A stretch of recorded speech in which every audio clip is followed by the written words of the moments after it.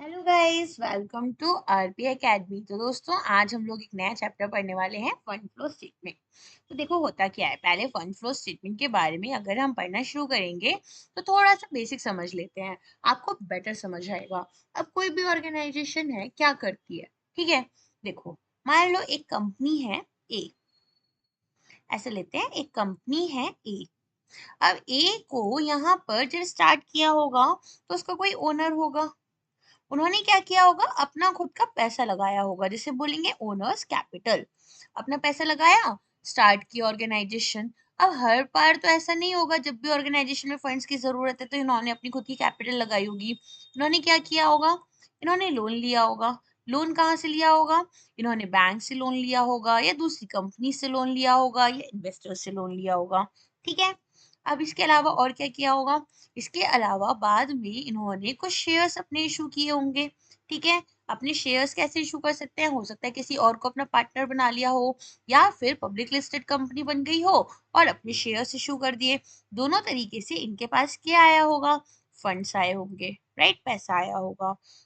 अब इस फंड को इनको यूज करना है, तो फंड्स आप कहाँ कहाँ यूज करते हो एक ऑर्गेनाइजेशन में।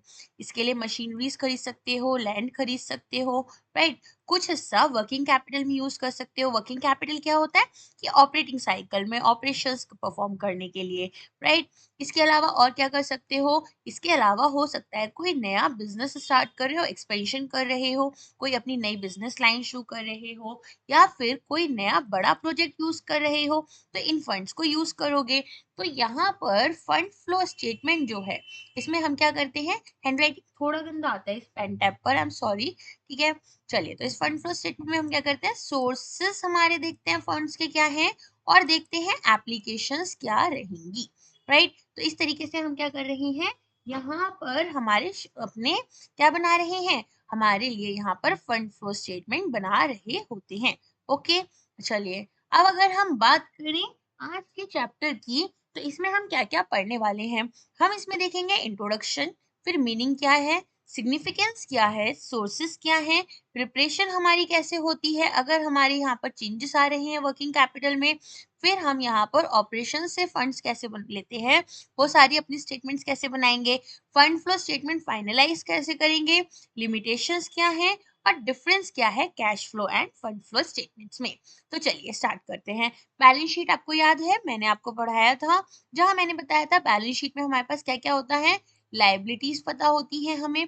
ठीक है। जिसमें हम देखते हैं कि करेंट लाइबिलिटीज क्या है, non current liabilities, other liabilities क्या है। फिर हम एसेट्स देखते हैं, जिसमें हम हमारे करेंट एसेट्स देखते हैं, नॉन करेंट एसेट्स देखते हैं, अदर एसेट्स देखते हैं, राइट।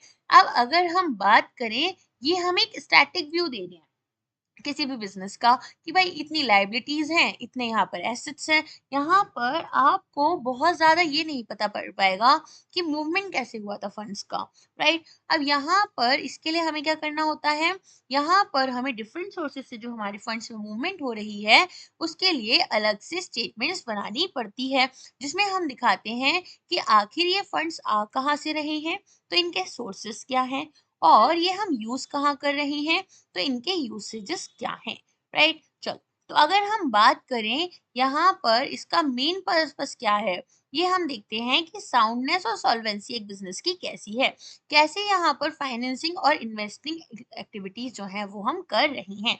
बेसिकली हमें पता चलेगा कि एक बिजनेस सही से अपने फंड्स को यूज कर रहा है या नहीं कर रहा, क्या ये लॉन्ग टर्म के लिए जो फंड्स आ रहे हैं इन्हें सही जगह लगाए या फिर नहीं लगा रहे, शॉर्ट टर्म की यहाँ पर जो इनको फंड्स की जरूरत है वो ये फुलफिल कर पाएंगे या नहीं कर पाएंगे। हर ऑर्गेनाइजेशन की 3 एक्टिविटीज होती हैं, जो मैंने आपको ऑपरेटिंग, फाइनेंसिंग एंड इन्वेस्टिंग, ये मैंने आपको कहाँ पढ़ाई है, कैश फ्लो स्टेटमेंट में पढ़ाई है। तो एक बार जाकर पहले उसे चेक कर लेना, ताकि एक बेटर आइडिया आपको लग पाए। ओके। तो यहाँ पर अब अगर हम बात करें कैश फ्लो स्टेटमेंट्स की, तो आपको मैंने बताया था अकाउंटिंग स्टैंडर्ड 3 के अकॉर्डिंग कैश फ्लो कंपलसरी है, लेकिन फंड फ्लो स्टेटमेंट जो है वो आपके लिए कंपलसरी नहीं होती है। ओके। चलिए, अब अगर हम बात करें यहाँ पर आपके लिए बैलेंस शीट में क्या होगा, इवन हमारे प्रॉफिट लॉस अकाउंट में आपको चेंजेस नहीं पता चल पाते हैं, जो कि हमारे होते हैं एक फाइनेंशियल कंडीशंस के लिए, ठीक है, दो डेट्स के बीच में। हमें कैसे पता चलता है, एक फाइनेंशियल ईयर ये वाला हो गया, एक प्रीवियस वाला हो गया, लेकिन हमें डेट्स के हिसाब से नहीं पता चल पाता। ये हमें कैसे पता चल रहा है? ये हमें पता चलता है हमारे फंड फ्लो स्टेटमेंट्स के थ्रू, ठीक है? तो जहाँ पर हम देखते हैं कि सोर्सेज और यूजेस हमारे फंड्स के किस तरह हो रहे हैं, या आप ऐसा भी बोल सकते हो फंड्स कहाँ से आ रहे हैं और फंड्स कहाँ जा रहे हैं। ओके, चलो इसको हम और क्या बोल सकते हैं? Statement of changes in financial position, right. चलो अब मीनिंग क्या है हमारे फंड फ्लो स्टेटमेंट का? तो जैसा कि आपको मैं पहले बताती हूँ, देखो जब छोटे छोटे बिजनेसेस होते थे, है ना, वर्ल्ड वॉर वन से पहले या टू से पहले हम क्या देखते थे? जो बिजनेसेस होते थे, चाहे छोटे हो चाहे बड़े हो, वो फंड फ्लो स्टेटमेंट्स बनाते थे और वो कंपलसरी होता था। क्यों? क्योंकि यहाँ पर हमें डिस्ट्रीब्यूशन अच्छे से समझ में आता था कि हमारे रिसोर्सेज का किस तरह से हो रहा है दो बैलेंस शीट डेट्स के बीच में। अब यहाँ पर हमारे जो फाइनेंशियल एनालिस्ट होते हैं और जो हमारे क्रेडिट गारंटिंग इंस्टीट्यूशंस होते हैं, मतलब जो हमें यहाँ पर लोन्स दे रहे होते हैं क्रेडिट पर। अब हमें कई बार क्या होता है, यहाँ पर सामान खरीदना पड़ता है, रॉ मटेरियल्स खरीदने पड़ते हैं, तो क्रेडिटर्स होते हैं वो लोग हमारे लिए। तो यहाँ पर हमारे फाइनेंस मैनेजर्स होते हैं, ये लोग देखते हैं कि किस तरह से हमारे फंड्स यूज हो रहे हैं और कहाँ से आ रहे हैं। ऐसा तो नहीं है एक ही जगह से सारे फंड्स आ रहे हैं या एक ही जगह ज्यादा फंड्स यूज हो रहे हैं। तो इस तरह की चीजें यहाँ पर चेक की जाती हैं। ओके, चलिए अब अगर हम बात करें इन जनरल, ये बोल रहे हैं कि जो हमारी फाइनेंशियल वो होती है स्टेटमेंट्स होती हैं, उनमें हमारे फंड फ्लो स्टेटमेंट्स हमें यहाँ पर एक बेटर एनालिसिस दे पाते हैं, ठीक है, जो बाकी फाइनेंशियल स्टेटमेंट्स नहीं दे पाते हैं। तो यहाँ पर अगर देखो कैश फ्लोज में हम सिर्फ कैश की बात करते हैं, लेकिन फंड फ्लो में हम कैश की भी बात करते हैं और अदर टाइप ऑफ फंड्स की भी बात करते हैं। इसीलिए ये हमारी फाइनेंशियल हेल्थ को समझने के लिए ज्यादा इंपॉर्टेंट हो जाते हैं। चलिए अब आती है बात कि क्यों क्यों इंपॉर्टेंट है। सबसे पहले तो कैश फ्लो का मूवमेंट पता चलता है। फंड फ्लो में हमने बताया कि कैश फ्लो भी हम यहाँ पर अपना लेकर चलते हैं, ठीक है। तो हमें हमारे कैश फ्लो का मूवमेंट पता चल रहा है कि इनफ्लोज और आउटफ्लोज कैसे हो रहे हैं। फिर फाइनेंशियल लिक्विडिटी का पता चलता है। तो अगर आपने प्रीवियस लेक्चर्स देखे होंगे तो मैंने बताया था फाइनेंशियल लिक्विडिटी होती क्या है, कि हमें शॉर्ट टर्म में हम कितना आसानी से अपने एसेट्स को कैश में कन्वर्ट कर सकते हैं। तो यहाँ पर हमें ज्यादा बेटर समझ आता है, या फिर इन्वेस्टर्स और क्रेडिटर्स को, कि यहाँ पर एक कंपनी अपनी शॉर्ट टर्म ऑब्लिगेशंस को कितना जल्दी मीट कर सकती है। इसके बाद में हम यहाँ पर फाइनेंशियल स्टेबिलिटी को अपनी इवेलुएट कर पाते हैं। तो यहाँ पर एक कंपनी की जो फाइनेंसिंग एक्टिविटीज है, जैसे कि कंपनी क्या कर रही होगी, यहाँ पर नया डेट दे रही होगी, इशू कर रही होगी, या अपनी इक्विटीज को इशू कर रही है, या फिर इन्वेस्टमेंट कर रही है। इन्वेस्टमेंट हम कहाँ कर रहे थे? फिक्स्ड एसेट्स में कर रहे थे, प्रॉपर्टी एक्विजिशन या फिर इक्विपमेंट परचेज, राइट। तो यहाँ पर ये सारी इंफॉर्मेशन हमें मिल जाती है और हमें पता चलता है कि हमारी लॉन्ग टर्म फाइनेंशियल सस्टेनेबिलिटी कैसी है। इसके अलावा बात करें अगर हम रेड फ्लैग्स की, तो यहाँ पर जो फंड फ्लो स्टेटमेंट है वो पोटेंशियल फाइनेंशियल प्रॉब्लम्स को आपकी रिवील करती है। मान लो यहाँ पर आपके पास में पॉजिटिव इनकम आ रही है, ठीक है, लेकिन कैश फ्लोज आपके बहुत ज्यादा हो रहे हैं। तो इसकी वजह से हो सकता है कि जो आपके ऑपरेशंस हैं वो इफेक्टिवली काम नहीं कर रहे, जिसकी वजह से ओवरली हमारे यहाँ पर एक्सपेंसेस हो रहे हैं। तो हम यहाँ पर क्या करते हैं, यहाँ पर हम इन कॉस्ट को कन्वर्ट क्या करेंगे, कंट्रोल करने की कोशिश करेंगे। इसके अलावा हम बेटर इन्वेस्टमेंट डिसीजंस ले पाते हैं। यहाँ पर हमें बेटर समझ आएगा कि हमारी कंपनी के कैश फ्लो जनरेशन हो कहाँ से रही है, ठीक है, यहाँ पर फ्यूचर ग्रोथ पोटेंशियल क्या है। देखो मान लो दो प्रोजेक्ट्स है, ए और बी। अब मैंने ए में बहुत ज्यादा फंड्स यूज किए, बी में उतने यूज नहीं किए, लेकिन जो फंड्स मुझे जो कैश फ्लो मिल रहा है ए से वो काफी कम मिल रहा है और बी से काफी ज्यादा मिल रहा है। इसका मतलब प्रोजेक्ट बी ज्यादा वायबल है। अब ये बातें मुझे कैसे पता चल रही हैं? ये पता चलती है फंड फ्लो स्टेटमेंट्स के थ्रू, ठीक है। चलिए अब बात करते हैं इफेक्टिव फाइनेंशियल मैनेजमेंट हम कैसे करते हैं। तो कंपनीज अपने खुद के जो फंड फ्लो स्टेटमेंट्स होते हैं इनको यूज कर कर इंटरनल फाइनेंशियल मैनेजमेंट करती हैं। ये देखती है कौन से ऐसे की एरियाज हैं जहां फंड्स हमारे कम लग रहे हैं, कहाँ फंड्स हमारे ज्यादा लग रहे हैं, कहाँ कंट्रोल करने की जरूरत है, कहाँ हमें कैसे अपनी इन्वेंट्री को मैनेज करना है। तो ये सारी इंफॉर्मेशन हमें मिलती है। अब बात करते हैं लोन एप्लीकेशंस की। तो लोन एप्लीकेशंस में हम क्या देखेंगे? देखो गाइस होता क्या है, हमारे पास अलग अलग जगह से लोन्स लेने पड़ते हैं, जैसे कि अब हमें बैंक्स लोन देते हैं, इन्वेस्टर्स लोन देते हैं, हमें सामान उधार पर लेना होता है, तो ये लोग क्या करते हैं, हमारे फंड फ्लो और हमारे कैश फ्लो स्टेटमेंट चेक करते हैं कि हम अपने फंड्स को सही जगह यूटिलाइज कर रहे हैं या नहीं कर रहे, और क्या हम इतना रेवेन्यू जनरेट कर पा रहे हैं कि हम उन्हें इंटरेस्ट और प्रिंसिपल पेमेंट्स कर पाएँ। तो इसी के लिए हमारे लिए ज़रूरी है कि हम हमारी कंपनी की फंड फ्लो स्टेटमेंट्स तैयार करें, और अगर एक स्ट्रॉन्ग और स्टेबल कैश फ्लो या फंड फ्लो स्टेटमेंट है, तो वो बताती है कि कंपनी की यहाँ पर एबिलिटी है कि वो यहाँ पर लोन्स को रीपे कर पाएगी या नहीं, राइट? तो बेसिकली हमें ये पता क्या चल रहा है कि फाइनेंशियल हेल्थ ऑर्गेनाइजेशन की कैसी है, क्या ये ऑर्गेनाइजेशन लंबे टाइम तक टिक पाएगी या फिर नहीं टिक पाएगी। तो हमारे इन्वेस्टर्स, क्रेडिटर्स और कंपनी मैनेजमेंट, ये सभी लोग इनको चेक कर रहे होते हैं। अब बात करते हैं सोर्सेस क्या है और एप्लीकेशन क्या है फंड्स की। जैसे हमने कैश इनफ्लो और आउटफ्लो देखा था, सिमिलरली सोर्सेस देखेंगे तो देखो फंड्स हमें कहाँ कहाँ से मिल सकते हैं। सबसे पहले बोल रहे हैं ऑपरेशंस से। जैसे अगर आप यहाँ पर लैपटॉप्स मैन्युफैक्चरिंग ऑर्गेनाइजेशन हो और आप लैपटॉप्स बेच रहे हो, तो यहाँ पर लैपटॉप्स बेचने के बाद में आपको कुछ कैश मिलेगा, या फिर आप क्रेडिट पर भी बेचोगे तो यहाँ पर आपको बाद में फंड्स मिल जाएंगे। तो यहाँ पर आप क्या करते हैं, अपना जो भी एक्सपेंस है उसे माइनस करोगे। माइनस करने में क्या क्या आएगा, आपका डेप्रिसिएशन आ सकता है, या फिर आपके पास जो भी एक्सपेंसेस हैं वो आ जाएंगे। तो उसके अलावा जो भी अमाउंट है वो आपकी एज प्रॉफिट आपके पास एक्स्ट्रा अमाउंट हो गई, सरप्लस हो गई, जिसको आप बिजनेस में यूज कर सकते हो। दूसरा, जैसे मैंने आपको बताया था, ऑर्गेनाइजेशन क्या करती हैं, अपने खुद के शेयर्स को इशू करती हैं। जब हम शेयर्स इशू करते हैं तो उससे मिलने वाला फंड हमारे लिए क्या होता है, शेयर कैपिटल होता है। तो ये भी हमारे लिए क्या होता है, यहाँ पर इनफ्लो ऑफ फंड्स आपको देखने के लिए मिलेगा।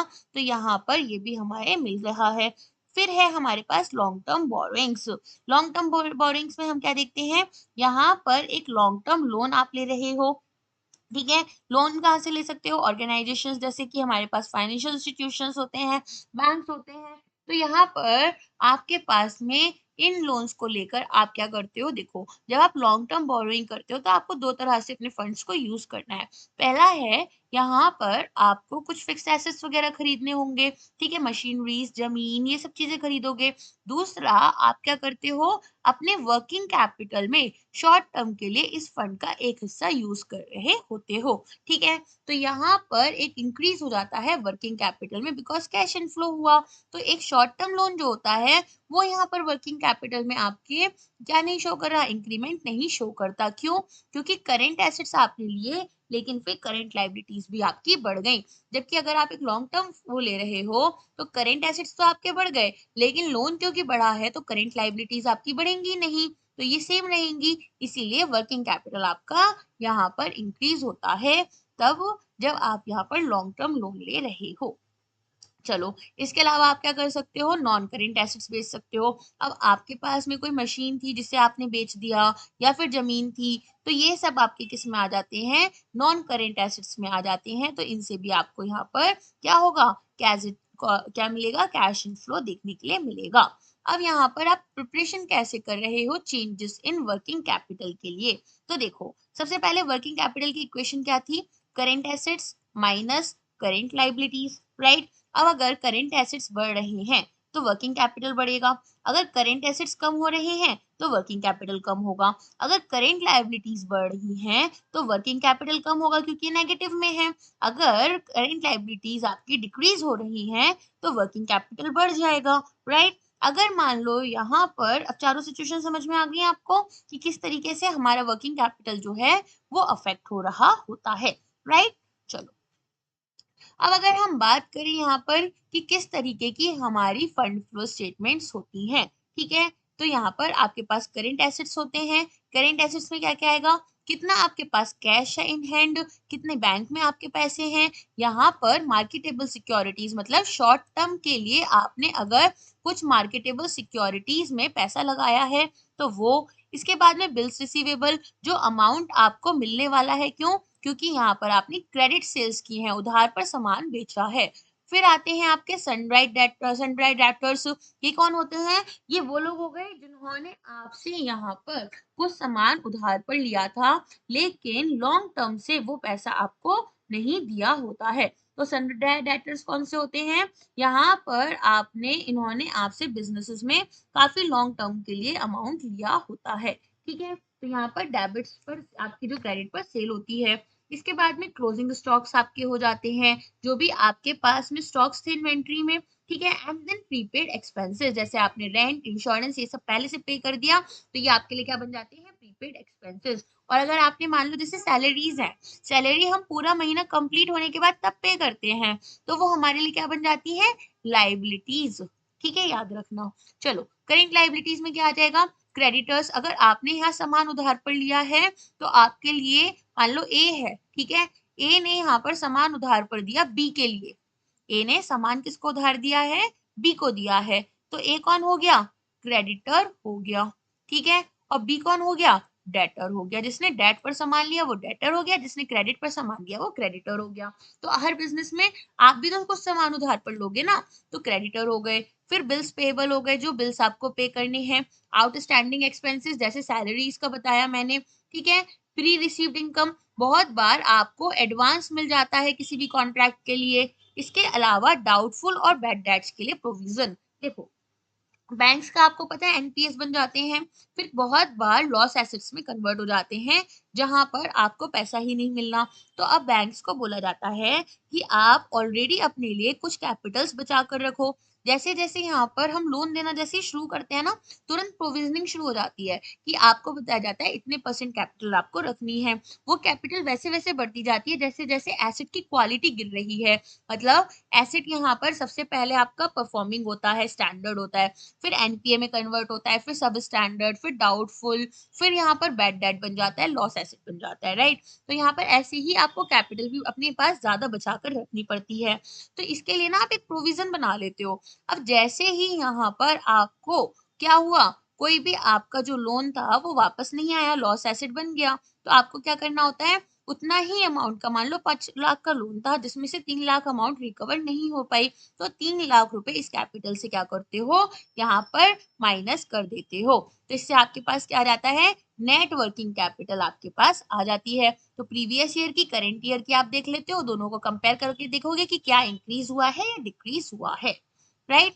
चलो, अब आती है कि किस तरह से हमें हमारे फंड्स बनाने होते हैं, अपनी फंड फ्लोज बनाने, ऑपरेशन से जो हमें हो रहे हैं। तो इसके लिए हम दो मेथड्स यूज कर रहे हैं, एक है नेट प्रॉफिट और दूसरा है सेल्स मेथड। चलो, तो इसे डिटेल में पढ़ते हैं। सबसे पहले बात करते हैं नेट प्रॉफिट मेथड की। यहाँ पर क्या होगा? यहाँ पर आपको सबसे पहले क्या करना है? फंड फ्लो ऑपरेशंस जो हैं उन्हें कंप्यूट करोगे। कैसे कर रहे हो? दो अलग अलग मेथड्स यूज कर रहे हो। पहला है स्टेटमेंट फॉर्मेट से। स्टेटमेंट फॉर्मेट में क्या कर रहे हो? देखो, यहाँ पर नेट प्रॉफिट देखोगे, प्रॉफिट एंड लॉस अकाउंट से आपको कितना हुआ, ठीक। अब इसमें अपने नॉन फंडिंग एक्सपेंसेस को ऐड करोगे। कौन कौन से नॉन फंडिंग एक्सपेंसेस हैं? पहला है लॉस जो हुआ है आपका फिक्स्ड एसेट बेचने में। मान लो मशीन आपकी 5 लाख रुपए की थी, आपने बेची कितने की है? 2 लाख रुपए की, तो क्या हुआ? 3 लाख रुपए का लॉस हो गया। तो वो आप यहाँ पर मेंशन करोगे। फिर क्या करोगे? उसको ऐड कर रहे हो, ये याद रखना, ऐड कर रहे हो। क्यों ऐड कर रहे हो अभी बताऊंगी। फिर क्या कर रहे हो? जो भी सेल आपकी हुई लॉन्ग टर्म इन्वेस्टमेंट की, उसमें जो भी लॉस हुआ, ठीक है। इसके बाद में रिडम्पशन डिबेंचर्स या फिर प्रेफरेंस शेयर्स होते हैं। रिडम्पशन डिबेंचर्स क्या होते हैं? यहाँ पर आपने कोई भी डेट इंस्ट्रूमेंट जो था वो क्या किया? उसको रिडीम्ड वाला बनाया कि वो रिडीमेबल है। तो जिसमें कि अब क्या होगा? एक टाइम आने के बाद में कोई भी पर्टिकुलर पर्सन इसको क्या करेगा? कैश में रिडीम करवा लेगा, ठीक है। या फिर प्रेफरेंस शेयर्स भी आपके रिडीमेबल होते हैं, जिसमें कि आप अपने प्रेफरेंस शेयर्स को कैश में कन्वर्ट करवा सकते हो, ठीक है। तो इस तरीके से आपके पास क्या आ गए? यहाँ पर जो लॉसेस हुए हैं वो आप मेंशन करोगे। फिर जो डिस्काउंट्स आपने यहाँ पर दिए हैं, देखो, ऐसा हो सकता है जो शेयर था उसकी फेस वैल्यू 500 रुपए थी, लेकिन आपने उसे यहाँ पर 400 रुपए में इशू किया, तो ये हो जाता है शेयर एट डिस्काउंट। और मान लो फेस वैल्यू 600 रुपए की थी, आपने इशू उसको 800 पर किया। 800 पर क्यों कर रहे हो? क्योंकि यहाँ पर कंपनी ने इतने साल में, फेस वैल्यू कब होती है? जब कंपनी शुरू हुई, ठीक है। तो फेस वैल्यू तब हमारी मान लो 600 रुपए थी, तो आज के टाइम में 800 क्यों है? क्योंकि कंपनी बहुत अच्छा परफॉर्म कर रही है, तो यहाँ पर उसकी वैल्यू बढ़ गई। यहाँ डिस्काउंट पर क्यों है? क्योंकि कंपनी अच्छा परफॉर्म नहीं कर रही, तो हम डिस्काउंट लेकर चल रहे हैं। तो यहाँ पर क्या होगा? डिबेंचर्स या शेयर्स पर जो डिस्काउंट हमें मिला है। डिबेंचर्स पर कैसे डिस्काउंट मिलता है, देखो मान लो 5 लाख रुपए का आपने यहाँ पर डेट इंस्ट्रूमेंट जो था निकाला, लेकिन आपको यहाँ पर 4.5 लाख रुपए ही मिले, तो 50,000 रुपए का आपका क्या हो गया, डिस्काउंट हो गया। ठीक है, तो ये सब आप क्या कर रहे हो, इन्हें ऐड कर दे रहे हो। अब इन्हें ऐड क्यों कर रहे हो, देखो इन्हें हम इसलिए ऐड कर रहे हैं क्योंकि यहाँ पर हमें फंड फ्लोज निकालने हैं। फंड फ्लोज हम कैसे निकालते हैं, फंड फ्लो में हम देखेंगे कि हमारे पास ओवरऑल कितना पैसा आया और कितना गया। तो हम तो यहाँ पर प्रॉफिट एंड लॉस लेकर चल रहे हैं ना, तो ये सारी चीजें हमने पहले माइनस की होंगी, जो हमारे एक्सपेंसेस थे या लॉसेस थे, तो उन्हें हम दोबारा से ऐड कर देंगे यहाँ पर। समझ में आई, देखो प्रॉफिट कैसे निकालते हो, प्रॉफिट निकालते हो यहाँ पर जो भी आपकी इनकम है और जो भी आपके एक्सपेंसेस हैं उनके डिफरेंस से। देखो एक नए पेज पर समझाती हूँ, ज्यादा बेटर समझ आएगा। देखो क्या होता है, profit is equal to income minus expenses, है ना। अब आपके जो जो एक्सपेंसेस हुए थे या जो जो लॉसेस हुए थे वो आप माइनस करते हुए जा रहे थे, तभी आपने प्रॉफिट निकाला था।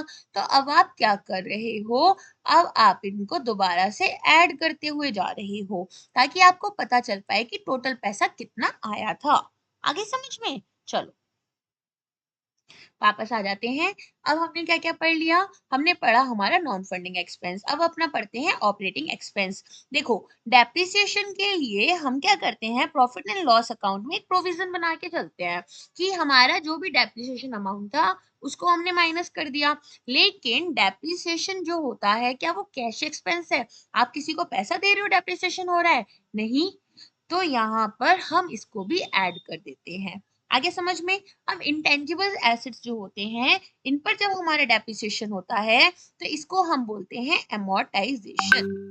मतलब अब देखो यहाँ पर कोई सॉफ्टवेयर आपने परचेज किया, तो सॉफ्टवेयर की भी जो टेक्नोलॉजी होगी धीरे धीरे ऑब्सोलीट होगी, तो उसकी भी वैल्यू गिरेगी धीरे धीरे। तो यहाँ पर हम इसके लिए क्या यूज करते हैं, अमोर्टाइजेशन। ओके, तो डेप्रिसिएशन और अमोर्टाइजेशन सेम होते हैं। डेप्रिसिएशन होता है आपके फिक्स्ड एसेट्स के लिए जिन्हें आप टच कर पा रहे हो, टेंजिबल एसेट्स मतलब, ठीक है। और अमोर्टाइजेशन आपका किसके लिए होता है, इंटेंजिबल, जिन्हें आप टच नहीं कर सकते, जैसे कॉपीराइट हो गया, पेटेंट्स हो गए, सॉफ्टवेयर्स हो गए, ठीक है। तो इनके लिए हम क्या यूज करते हैं, इनके लिए हम यूज करते हैं टर्म अमोर्टाइजेशन। तो अमोर्टाइजेशन गुडविल की, पेटेंट की, ट्रेडमार्क की आप यहाँ पर कर रहे होते हो। अब आते हैं फिक्शियस एसेट्स। फिक्शियस एसेट्स कौन से होते हैं, जैसे हमारे प्रीलिमिनरी एक्सपेंसेस। मतलब मान लो एक सिचुएशन लेकर चलना कि आपने यहाँ पर देखा, आपके पास में क्या हुआ, यहाँ पर आपने कुछ अपनी पेमेंट्स लगाई, कुछ एक्सपेंसेस करे, किसके ऊपर, R&D के ऊपर, रिसर्च एंड डेवलपमेंट के ऊपर या फिर मार्केटिंग के ऊपर। तो वो सब तुरंत तो आपको फायदा नहीं देंगे, ओवर द टाइम देंगे, तो वो आपके लिए हो जाते हैं यहाँ पर प्रीलिमिनरी एक्सपेंसेस। तो आपने जो भी अमाउंट यहाँ पर राइट ऑफ की है, आप उसको क्या कर रहे हो, यहाँ पर अगेन ऐड कर दोगे।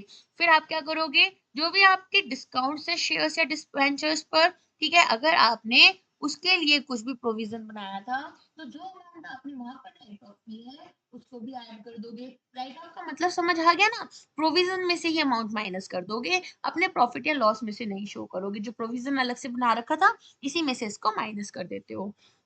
प्रॉफिट एप्रोप्रिएशन, अब प्रॉफिट एप्रोप्रिएशन में हम क्या करते हैं, हमारे पास में जो भी अमाउंट है, ठीक है, इसको हम क्या करते हैं, यहाँ पर जनरल रिजर्व में भेज देते हैं। तो प्रॉफिट एप्रोप्रिएशन में जो भी हमने अमाउंट अपने जनरल रिजर्व्स में भेजी थी उसको भी हम क्या कर रहे हैं, उसको भी हम यहाँ पर अपना ऐड कर देते हैं। ठीक है, तो प्रॉफिट एप्रोप्रिएशन में हमारे पास पता है क्या क्या आता है, जैसे टैक्सेस वगैरह पे करते हो ना, तो वो सारी चीजें आप इसके अंदर डाल देते हो कि भाई हमने एक्स्ट्रा टैक्सेस पे किए या हमने जो इंटरेस्ट पेमेंट्स की हैं, तो यहाँ पर इन सब के लिए हम क्या करते हैं, एक अलग से अकाउंट बना लेते हैं। आगे समझ में, ये सब चीजें हमने क्या की हैं, ऐड की हैं। क्यों ऐड की हैं, क्योंकि पहले इन्हें हमने सब्ट्रैक्ट कर दिया था जब हमारी प्रॉफिट एंड लॉस अकाउंट बनाया था, अब इन्हें दोबारा से ऐड कर देंगे। अब माइनस क्या क्या करेंगे, जो भी एक्स्ट्रा ऐड किए थे प्रॉफिट जो हमें हो रहे थे, इनकम जो हो रही थी, जैसे कि यहाँ पर हमने अगर फिक्स एसेट बेचा, मान लो जमीन बेची, जमीन की पहली जो वैल्यू होगी जब खरीदी होगी तो 10 लाख की खरीदी, बेचते टाइम 1 करोड़ की हो गई 10-20 साल के अंदर, तो यहाँ पर इसको ऐड कर दोगे। फिर इसको सॉरी यहाँ पर इसको सब्ट्रैक्ट कर दोगे क्योंकि तब इसको ऐड किया था। और क्या करोगे, इसके अलावा जो भी लॉन्ग टर्म इन्वेस्टमेंट्स हैं, ठीक है, रिडम्पशन पर अगर प्रॉफिट्स अर्न किए हैं तो वो सारी चीजें। अब ऑर्गेनाइजेशंस क्या करती हैं, वो दूसरी कंपनीज के भी शेयर्स खरीदती हैं, तो जब उनके शेयर्स खरीदती हैं तो वहां से डिविडेंड मिलता है, तो उसको यहाँ पर क्या करोगे, उसको भी माइनस कर दोगे, ठीक है। इसके अलावा जो इंटरेस्ट अर्न किया था, यहाँ पर आपने एज एन ऑर्गेनाइजेशन किसी और दूसरी ऑर्गेनाइजेशन को लोन दिया, तो उस पर आपकी इंटरेस्ट पेमेंट्स करनी पड़ी थी, ठीक है, इंटरेस्ट आपको मिला सॉरी, तो यहाँ पर उसको भी आप क्या कर रहे हो, माइनस कर दोगे। जो रेंट आपको मिला उसको भी आप यहाँ पर माइनस कर दोगे, ठीक है। इसके अलावा अब बात करते हैं सेल्स मेथड की। सेल्स मेथड में हम क्या कर रहे हैं, सोर्सेस हमारे लिए क्या है, जो हमने सेल्स की हैं, ठीक है, और स्टॉक हमारा eight the end of the day क्या है, तो स्टॉक हमारे पास जो भी क्लोजिंग स्टॉक होगा उसको हम लेंगे। फिर हम यहाँ पर से क्या क्या माइनस कर रहे हैं, यहाँ से हम सबसे पहले जो स्टॉक्स हमारे ओपनिंग स्टॉक था, ठीक है, जैसे 1 अप्रैल पे जो स्टॉक था, फिर हमने क्या क्या यहाँ पर रिटर्न्स किए, तो नेट परचेसेस हमारी देखेंगे, और इसमें से हमारे जो परचेस रिटर्न्स है, मतलब देखो आपने रॉ मटेरियल खरीदा 50 लाख रुपए का, अब इसमें कुछ सामान खराब आ गया, मान लो 5 लाख रुपए का ओवरऑल सामान खराब आया पूरे साल में, तो यहाँ पर 45 लाख रुपए की ही नेट परचेस हुई आपकी, ठीक है, तो यहाँ पर आप इसको मेंशन करोगे। फिर वेजेस हो गए, जो आप किसको पे कर रहे हो, अपने यहाँ पर स्टाफ को सैलरीज पे करोगे, टेलीफोन के एक्सपेंसेस, इलेक्ट्रिसिटी चार्जेस, ठीक है, ऑफिस की स्टेशनरी में आपका पैसा लगता है। इसके अलावा अदर ऑपरेटिंग कैश एक्सपेंसेस हो सकते हैं, जैसे मान लो मशीन के लिए लुब्रिकेंट खरीदा है ना, रिपेयर्स करवाए, तो वो सारी चीजें हो गई। तो यहाँ से आपको फिर पता चल जाएगा कि सेल्स में से अपने एक्सपेंसेस माइनस कर कर कि फंड्स कितने, रिवेन्यू में से आपने क्या किया, अपने एक्सपेंसेस को या फिर कॉस्ट ऑफ गुड्स सोल्ड को निकाला, जिससे आपको क्या पता चला कि यहाँ पर आपकी कितने रुपए का प्रॉफिट हुआ है, तो यहाँ पर इस तरह से निकाल लेंगे, ठीक है। आगे समझ में क्या करना है हमें, चलिए अब ये बोल रहे हैं अगर हम फंड फ्लो स्टेटमेंट बनाएंगे तो यहाँ पर हमें क्या करना है, प्रिपरेशन जो करेंगे statements of changes in working capital, तो सबसे पहले हम क्या करेंगे, हमारा शेड्यूल बनाएंगे कि किस तरह से वर्किंग कैपिटल में चेंजेस आ रहे हैं। तो इसके लिए हम क्या करेंगे, जितने भी नॉन करेंट आइटम्स हैं उन्हें इग्नोर कर देंगे, current assets minus current liabilities, तो इन्हीं को लेकर चलेंगे, ठीक है। चलो इसके बाद में क्या देखेंगे, कितने हमारे एसेट्स इंक्रीज हो रहे हैं, कितनी हमारी लाइबिलिटीज इंक्रीज हो रही हैं। तो सबसे पहले हम देख रहे हैं कि कितने हमारे करेंट एसेट्स इंक्रीज हुए हैं दो बैलेंस शीट डेट्स में, तो हमें पता चलेगा कि नेट इंक्रीज कैपिटल में कितना हुआ है या डिक्रीज हुआ है।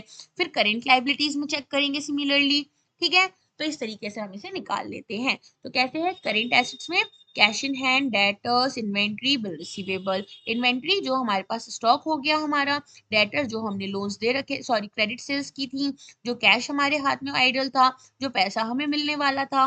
करेंट लाइबिलिटीज में जो हमारे पास में लोन्स हैं या फिर जो हमने उधार में सामान खरीदा है, जो पैसा हमें देना है, ठीक है। यहाँ से वर्किंग कैपिटल निकाल लेंगे, current asset minus current liabilities, तो हमारे पास यहाँ पर 2 साल का आ गया, नेट इम्पैक्ट हमें पता चला, फिर पता चल जाएगा इंक्रीज हुआ है या डिक्रीज हुआ है, ठीक।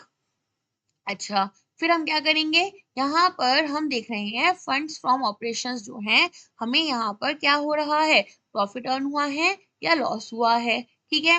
नेट प्रॉफिट हमारा क्या होगा, जो सोर्स ऑफ फंड्स है, और जो नेट लॉस है हमारा, ठीक है, वो क्या है, एप्लीकेशन ऑफ फंड्स, ठीक। चलो प्रॉफिट क्या होगा, रिजल्ट है कि भाई रिवेन्यू जो है वो ज्यादा है, एक्सपेंसेस कम है, तो जब एक बिजनेस रिवेन्यू ज्यादा अर्न कर रहा है, नेट वर्किंग कैपिटल अगर उसकी इंक्रीज हो रही है, तो कितनी होनी चाहिए कि यहाँ पर वो प्रॉफिट अर्न कर पाए, बेसिकली वो इतने अपने एसेट्स को या अपनी इन्वेंट्री को बेच पाए कि उसको यहाँ पर जितने भी एक्सपेंसेस थे वो कवर हो रहे हैं। अच्छा, अब यहाँ पर आपसे बोला है कि कुछ ऐसे आइटम्स होते हैं या रिवेन्यूज होते हैं जहां पर किसी भी तरह का कोई फ्लो ऑफ फंड्स नहीं हो रहा ड्यूरिंग द करेंट पीरियड, इस साल कोई भी हमारा यहाँ पर क्या नहीं हो रहा, पेमेंट्स हमें नहीं करनी पड़ रही हैं। जैसे प्रीपेड एक्सपेंस है, मान लो आपने 2 साल के लिए एक साथ अपना इंश्योरेंस प्रीमियम भर दिया, ठीक है, तो इस साल तो सच में कोई फंड फ्लो नहीं हुआ ना, वही बात है। डेफर्ड रिवेन्यू एक्सपेंसेस, जैसे मैंने बताया था मार्केटिंग का या फिर R&D का, याद रखना, वो जो कि आपको ओवर द ईयर्स, ठीक है, सेम ईयर में आपको कोई प्रॉफिट या लॉस नहीं दे रहे, तो इनको हम क्या कर रहे हैं, राइट ऑफ कर देते हैं। कोई डिस्काउंट है आपके शेयर्स जब आपने इशू किए, तो यहाँ भी आपका कोई आउटफ्लो तो हो नहीं रहा फंड्स का, पैसा ही आ रहा है at the end of the day, although कम आ रहा है जितना आना चाहिए था, तो यहाँ पर इन सभी आइटम्स को हम ऐड कर देते हैं। ठीक है, ये सारी चीजें जो मैंने आपको शीट में से समझाई है ना, वही बातें यहाँ पर लिखी हुई हैं, आप एक बार रीड करोगे तो समझ आ जाएगा। अच्छा, नॉन ऑपरेटिंग इनकम और एक्सपेंसेस में जो प्रॉफिट या लॉस हमें हमारे फिक्स्ड एसेट से हो रहा है, देखो ऑपरेटिंग इनकम होती है जो बिजनेस की कोर इनकम से हो रही है, एक्टिविटीज से, ठीक है। इन्वेस्टमेंट में क्या आता है, जैसे आपने यहाँ पर अपने लिए खुद के फिक्स्ड एसेट्स वगैरह परचेज किए, और फाइनेंसिंग में क्या आता है, फाइनेंसिंग में आता है जैसे आपने डेट लिया या फिर अपने शेयर्स इशू किए, ठीक है। चलो, तो यहाँ पर हम क्या कर रहे हैं, सिर्फ उन्हीं आइटम्स को ले रहे हैं जहां पर कि हमारे पास इन्वेस्टमेंट्स या जो भी फायदे हो रहे हैं वो हमारे इन्वेस्टिंग एक्टिविटीज से हो रहे हैं। ऑपरेशन वालों को हम नहीं लेंगे, ठीक है, ऑपरेशन वालों को ऑपरेशन के टाइम लेंगे, इन्वेस्टिंग वालों को इन्वेस्टिंग के टाइम लेंगे, ठीक। चलो, अब कौन से आइटम्स डिडक्ट होने हैं, कौन से ऐड होने हैं, ये सब हम लोग ऑलरेडी चेक कर चुके हैं, तो यहाँ पर फिर से सिमिलर चीज ही आपकी लिखी हुई है कि आपने क्या क्या करना है। ओके, चलो, फंड फ्लो स्टेटमेंट्स हमारी कैसे बन रही है, फंड फ्रॉम ऑपरेशंस देखेंगे, फिर इन्वेस्टमेंट्स का देख रहे हैं, फिर फाइनेंसिंग एक्टिविटीज का देख रहे हैं। एप्लीकेशन में हमारे जो लॉसेस हुए हैं ऑपरेशंस के टाइम पर, यहाँ पर जो हमने हमारे डिविडेंड्स वगैरह पे किए हैं, टैक्सेस पे किए हैं, हमारे कुछ नए एसेट्स खरीदे हैं तो इन्वेस्टिंग एक्टिविटीज ही की है, यहाँ पर रीपेमेंट किया है, तो यहाँ पर क्या देख रहे हैं, यहाँ पर जहां से हमें इनकम हो रही है, हमारे पास फंड्स यहाँ पर आ रहे हैं और यहाँ यूज हो रहे हैं, ठीक है, तो यहाँ एक्सपेंसेस हो रहे हैं, दैट्स इट। कैसे कैसे हो रहे हैं वो सब मैं बता ही चुकी हूँ आपको। आगे समझ में, कोई डाउट होता है तो पूछ सकते हो, वैसे मैंने आपको बता दिया कि हम यहाँ पर इन्हें क्यों ऐड कर रहे हैं, क्यों राइट ऑफ कर रहे हैं। चलिए, फ्रेश इशू करेंगे अगर, तो यहाँ पर हमारे पास देखो इक्विटी, अगर आपने अपने शेयर्स बेचे तो पैसा मिलता है ना, पब्लिक, आप लोग शेयर्स खरीदते हो तो पैसा देते हो ना, तो सिमिलरली अगर ऑर्गेनाइजेशन इशू करेगी तो उसको पैसा मिलेगा, दैट्स इट।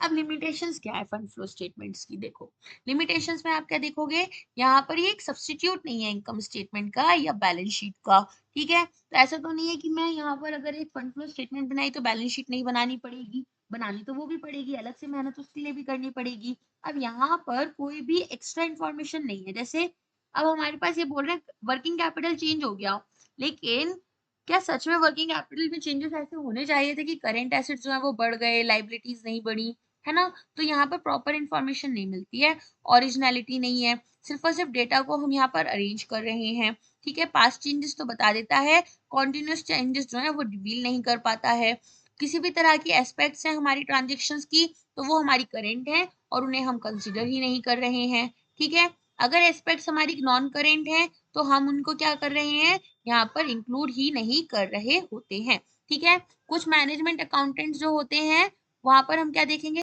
अब कुछ मैनेजमेंट अकाउंटेंट्स जो हैं वो क्या बोल रहे हैं, वो इस ओपिनियन के हैं कि स्टेटमेंट जो है वो आइडियल टूल नहीं है, ठीक है, ये हिस्टोरिकल नेचर में नहीं है, हमें बहुत ज्यादा पास्ट इंफॉर्मेशन नहीं दे रही है, तो हम यहाँ पर प्रोजेक्ट नहीं कर पा रहे हैं चीजों को, बेसिकली हम यहाँ पर समझ नहीं पा रहे हैं कि फ्यूचर में हमारे पास फंड फ्लोज किस तरह होंगे। कैश फ्लो से हम समझ पा रहे थे, फंड फ्लोज में नहीं समझ पाएंगे, उतना एक्यूरेसी हमें नहीं मिलती है। अच्छा सुनो, अभी मैंने कुछ स्टेट यहाँ पर जो ये वाली स्लाइड्स थी क्या की है, स्किप की है, लेकिन मैंने आपको ये सारा बहुत अच्छे से ना इस वाले पार्ट में समझा दिया है, ठीक है। बस एक बार रीड खुद से कर लेना, देखो थोड़ा सेल्फ स्टडी तो खुद भी करना पड़ेगा, बट मैंने बाकी सारी चीजें आपको अच्छे से पढ़ा दी हैं, अदरवाइज लेक्चर बहुत लंबा हो जाएगा और बोरिंग लगेगा आपको, रिपीटिशन हो जाएगा, इसलिए दोबारा से नहीं समझाई है। फिर भी कोई डाउट होता है तो वो आप लोग मुझसे पूछ सकते हैं, ठीक है। चलो, अब बात कर लेते हैं डिफरेंस क्या है हमारे कैश फ्लो में और फंड फ्लो में। तो देखो कैश फ्लो में क्या करते हैं, सिर्फ कैश की बात कर रहे हैं और कैश इक्विवेलेंट्स की बात कर रहे हैं। फंड फ्लो में हम फाइनेंशियल पोजीशन चेक कर रहे हैं अकाउंटिंग ईयर्स के बीच में, ठीक है। यहाँ पर पर्पस क्या है कि हमें पता चल पाए कि हमारी कैश मूवमेंट्स कैसी हो रही हैं शुरू से लेकर एंड तक, यहाँ पर हमें ये पता चलेगा कि फाइनेंशियल पोजीशन में हमारे कैसे चेंजेस हो रहे हैं, हेल्दी है या नहीं है, ठीक है। ये कैश बेसिस ऑफ अकाउंटिंग रखता है, सिर्फ और सिर्फ कैश जो हमें मिल गया उसी को कैलकुलेट कर रहा है, मिलने वाला है उसे नहीं लेता। ये क्या है, जो इनकम रिसीव हुई उसको भी लेगा, और जो रिसीव होने वाली है उसको भी लेगा। तो देखो कैश बेसिस और अक्रूवल बेसिस में डिफरेंस क्या होता है। कैश बेसिस है कि मेरे पास यहाँ जब पेमेंट आ जाएगी या जब मेरे पास से पेमेंट चली जाएगी, मतलब पैसा या तो सच में आ गया या तो सच में चला गया, तो ही हम इसे लेते हैं। अक्रूवल में क्या होता है, इनकम हम रिकॉग्नाइज कर लेते हैं चाहे वो हमें नहीं मिली हो। मतलब मान लो आपको कोई ऑर्डर आया कि 10 लाख रुपए के गुड्स भेजने हैं, आपने भेज दिए, आपने बिल बना दिया, अभी पेमेंट नहीं आई है, पेमेंट इन्होंने बोला 3 महीने के बाद आएगी, आपने कहा ठीक है, लेकिन वो आपने अपने अकाउंट्स में शो कर लिया, अपनी बुक्स में शो किया, यहाँ कैश बेसिस में आप नहीं शो करते हो, ठीक है, ये हो जाता है अक्रूवल, एक्यूमुलेट करना, ठीक है। एनालिसिस यहाँ पर शॉर्ट टर्म होती है और यहाँ लॉन्ग टर्म फाइनेंशियल प्लानिंग कर रहे हैं। यहाँ पर इनफ्लो और आउटफ्लो बताएंगे कैश का, यहाँ पर फंड्स की सोर्स और एप्लीकेशन बताएंगे। यहाँ हम देखते हैं ओपनिंग और क्लोजिंग बैलेंस कितना है। यहाँ पर आपको ओपनिंग और क्लोजिंग बैलेंस कैश का नहीं पता चल पाता। क्या ये पार्ट है फाइनेंशियल स्टेटमेंट का? यस, AS3 में कंपलसरी है, यहाँ पर ऐसा नहीं है, ठीक है। इंड एएस में आप लोग बताना मुझे कि कौन से इंड एएस के अकॉर्डिंग हमें यहाँ पर कैश फ्लो स्टेटमेंट्स बनाने होते हैं, राइट। चलिए आज के लिए बस इतना ही है। आई होप आपको सारी चीजें अच्छे से समझ में आई होंगी। तो फंड फ्लो में हमारे लिए क्या चीजें हमें ऐड करनी है, क्या वो करनी है, लेस करनी है, क्या सोर्सेज होते हैं, क्या एप्लीकेशन होती है, इन्हीं से रिलेटेड आपको एग्जाम में न्यूमेरिकल भी देखने के लिए मिल जाता है। ओके, तो जो जो चीजें आप यूजुअली माइनस करते हो उन्हें ऐड कर देना, और जो जो चीजें आप यूजुअली ऐड करते हो उन्हें माइनस कर देना, तो आपके पास आ जाएंगे फंड्स कहाँ पर यूज हुए और कहाँ से एप्लीकेशन हुई उनकी, ठीक है, या फिर कहाँ से उनके सोर्सेज हैं। चलिए आज के लिए बस इतना ही है। आई होप आपको चीजें समझ आई होंगी। अगर कोई भी डाउट होता है तो वो लोग आप टेलीग्राम पर पूछ सकते हैं। Thank you.